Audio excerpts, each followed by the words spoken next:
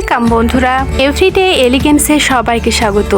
আশা করি সকলে খুব ভালো আছেন, আমরাও ভালো আছি।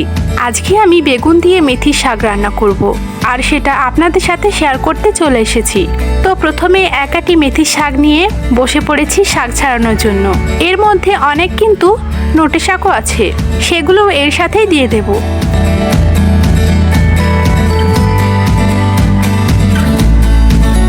এই যে সব শাক ছাড়িয়ে নিয়েছি, এবার শাকগুলি ধুয়ে এই স্টিলের ঝুড়িটাতে তুলে নিচ্ছি জলটা ঝরানোর জন্য।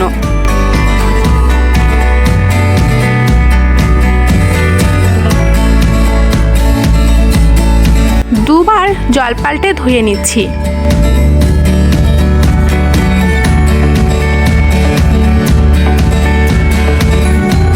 এবার শাকগুলি কেটে নেব খুব ছোট ছোট করে।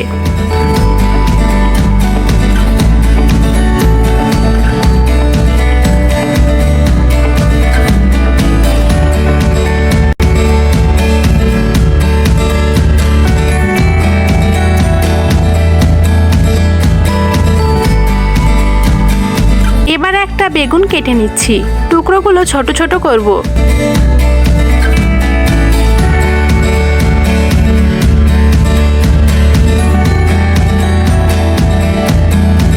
বেগুনের টুকরোগুলো ধুয়ে নিচ্ছি।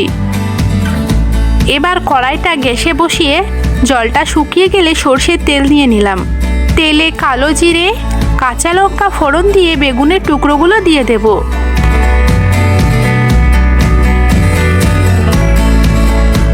বেগুনগুলি এখন একটু ভেজে নেব। ভাজতে ভাজতে দিয়ে দিচ্ছি 1 চামচ হলুদ গুঁড়ো আর স্বাদ মতো লবণ।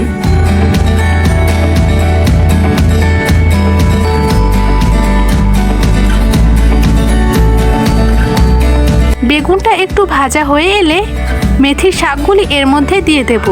এখন এগুলিকে রান্না করব খানিকক্ষণ, কিন্তু ঢাকা দেব না।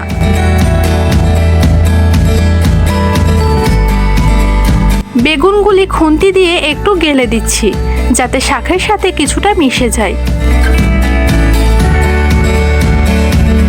এইভাবে খানিকক্ষণ রান্না করে নিলে রেডি হয়ে যাবে বেগুন দিয়ে মেথি শাক।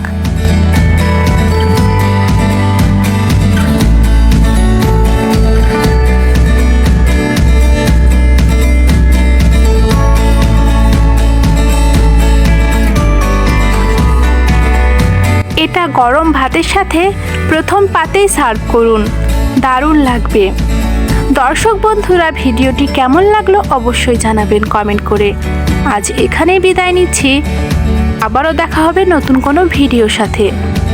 সবাই ভালো থাকুন, সুস্থ থাকুন, ধন্যবাদ।